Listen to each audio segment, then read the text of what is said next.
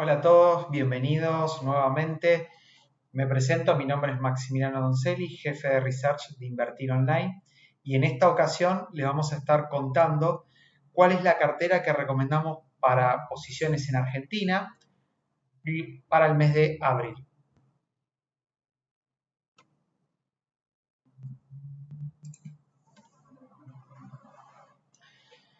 Lo primero, siempre para cualquier cartera de inversiones, un punto importante a tener en cuenta es cuál es la visión macroeconómica que está detrás de la decisión de los activos a seleccionar, ¿no? En ese sentido, hay que dividirlo en dos partes, lo que es la visión macroeconómica internacional y la visión macroeconómica local, ¿no? Estamos en un mundo globalizado, digamos, repercute tanto en las noticias locales como en las noticias internacionales. Bajo este aspecto, es importante entender que lo que fue la dinámica de marzo tuvo que ver con un movimiento muy similar a lo que se dio en febrero, en el sentido que los mercados financieros norteamericanos estuvieron muy volátiles y manteniendo esa rotación de activos que se estuvo visualizando desde el mes desde el principio de año, mejor dicho, ¿no? ¿Cuál es el disparador de todo este movimiento de los activos de todo este movimiento de los activos financieros y rotación propiamente dicha?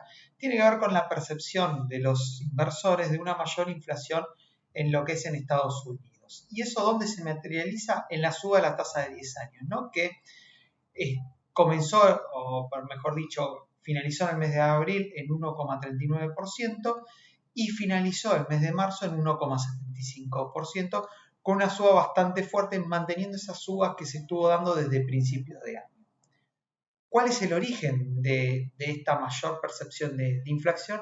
Ojo que es inflación y también crecimiento económico, ¿no? Son las dos variables, pero principalmente lo que fue en marzo tuvo que ver más por el lado de la inflación, ¿no? Y el origen tiene que ver con la rápida recuperación económica que se está dando en la economía norteamericana, ¿no? Hoy, por ejemplo, en el principio de abril, el Fondo Monetario Internacional actualizó sus previsiones de inflación y volvió a aumentar sus estimaciones para lo que es Estados Unidos, y en el mercado general hay una percepción que la recuperación norteamericana se va a estar dando mucho más rápido de lo que se descontaba a principio de año, ¿no? El otro punto importante que explica esta mayor percepción de inflación tiene que ver con que siguen los estímulos. O sea, tenemos un contexto de recuperación económica, pero lejos de disminuir, los estímulos económicos y fiscales, principalmente Estados Unidos, están aumentando.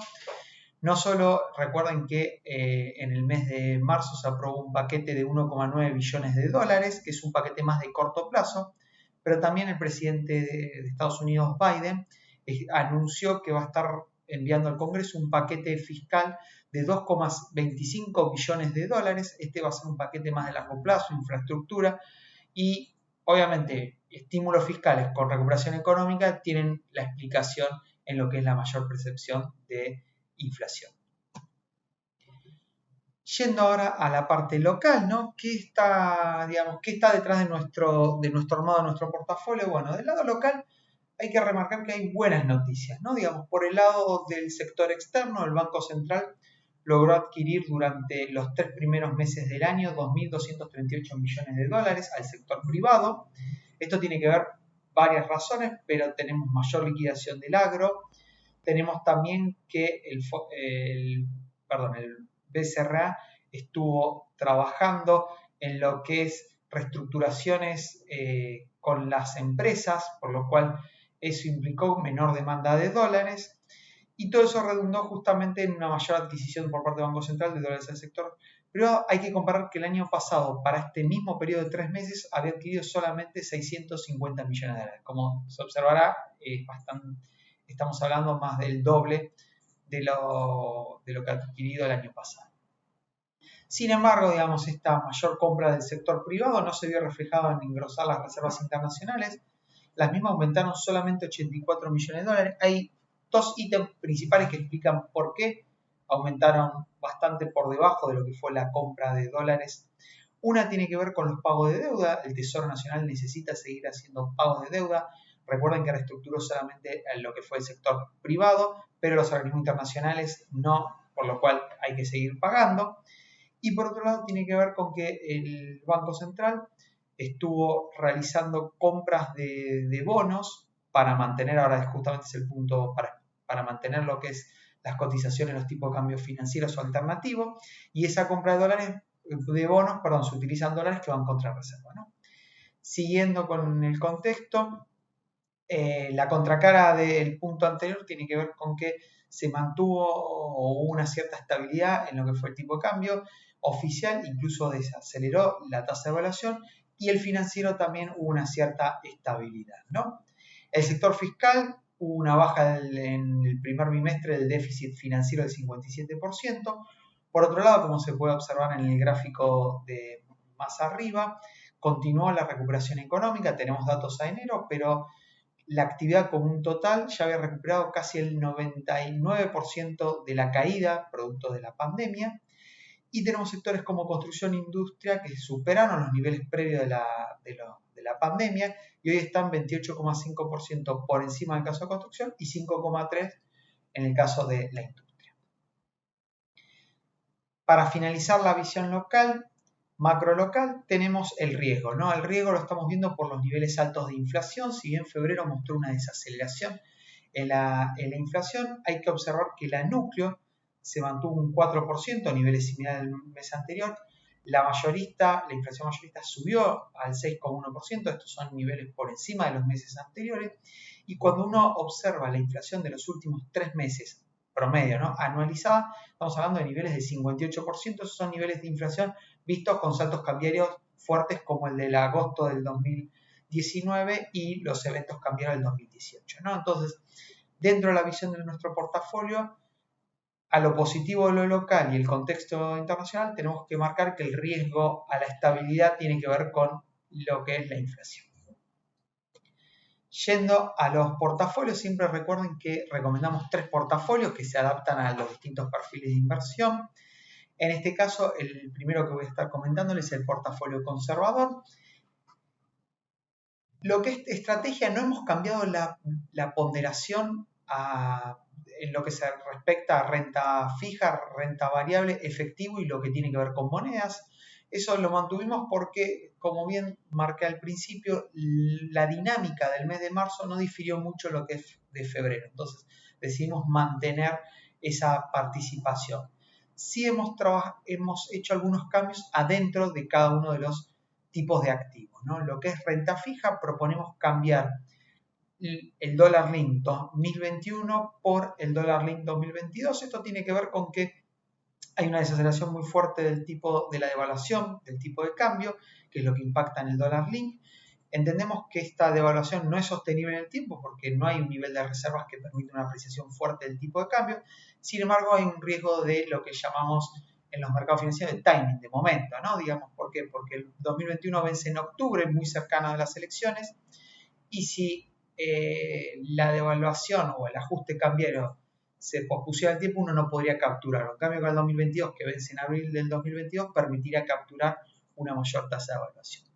Lo que es renta variable, decidimos cerrar la posición en Barrick Gold, que es un activo que está muy relacionado con el oro. Esto tiene que ver con que el oro es un activo que estuvo muy castigado en el año y la verdad es que en el corto plazo no vemos un cambio, una reversión en lo que es la dinámica del oro como un activo.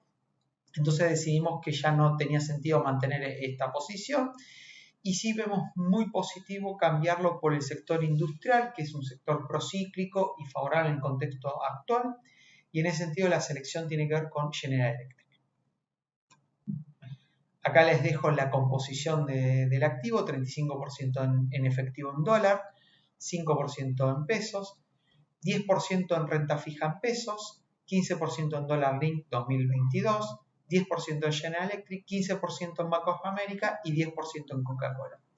Quiero mencionar que los activos que no hemos enumerado tienen que ver con que se mantienen respecto al portafolio del mes pasado. Yendo a un portafolio moderado, donde uno tiene una mayor propensión al riesgo, en este caso lo que decidimos es aumentar la participación de renta variable en lo que respecta al otro portafolio, y sí mantenemos lo que es la distribución respecto al mes pasado. Renta fija, mismo argumento que el conservador, sugerimos mantener dólar link, pero rotar 2021 a 2022. Para lo que es renta variable, acá proponemos salir de la posición de Chevron, que es el sector energético, que fue un sector que anduvo muy bien en la primera parte del año, básicamente hasta mitad de marzo. Sin embargo, la verdad es que encontramos que la energía, y principalmente el petróleo, entró en un sendero de mayor volatilidad y sin una clara tendencia, por lo cual decidimos sugerir bajar esa participación e incorporar General Electric con el mismo argumento del portafolio conservador. Está dentro del sector industrial, que es muy procíclico, o sea, crece con la recuperación económica y está muy favorable en el contexto actual. La composición del portafolio, 30% en efectivo dólar, 5% en efectivo en peso. Siempre cuando hablamos de efectivo peso tiene que ver con que para cubrir gastos y compras de oportunidad, ¿no? Siempre es importante tener, para no tener que malvender un activo en algún momento que uno necesita de cash. 10% en lo que es renta fija en pesos, 20% en dólar link, 10% General Electric, 15% Bank of America y 10% Amazon. Por último, y para ir finalizando, tenemos el portafolio agresivo, que está compuesto básicamente con mantenemos como los tres portafolios la participación respecto al mes anterior. Esto tiene que ver con el contexto que tenemos marzo, un contexto muy parecido a lo que hubo en febrero y no vemos abrir por lo menos unos cambios que sugiera cambiar participación. Lo que es renta fija, proponemos dos cambios tácticos que buscan no cambiar la naturaleza de inversión, pero sí cambiar el activo. En este caso sugerimos vender el Bonar 2038 y sumar el Bonar 2035. Y por el lado de la curva SER proponemos cambiar el bono TX26 por el DICP. Renta variable, acá proponemos desarmar la posición de Chevron con el mismo argumento que habíamos visto en el portafolio moderado por General Electric, y también proponemos desarmar lo que es posiciones en fondos comunes de inversión de renta variable argentina, pero no decimos que hay que salir de renta variable, sino que focalizarse en 2 o 3 empresas. En este caso nosotros seleccionamos 2 empresas que son Loma Negra y Alvar, empresas con buenos fundamentals y también buen argumento desde el punto de vista técnico. La composición de este portafolio, este es un portafolio, digamos, con mayor volatilidad esperada, pero también mayor retorno hacia futuro, 20% efectivo dólar, 5% efectivo peso, 10% fondo común de inversión de commodity, 5% Loma Negra, 5% Alvar, 10% DICP, 10% Bonar 2035, 10% Chevron, 15% Bank of America y 10% Amazon, ¿no? Bueno, eso es todo. Espero que les haya gustado los portafolios, que les sirva para su decisión de inversión y esperamos que nos sigan en nuestro canal de YouTube. Muchas gracias.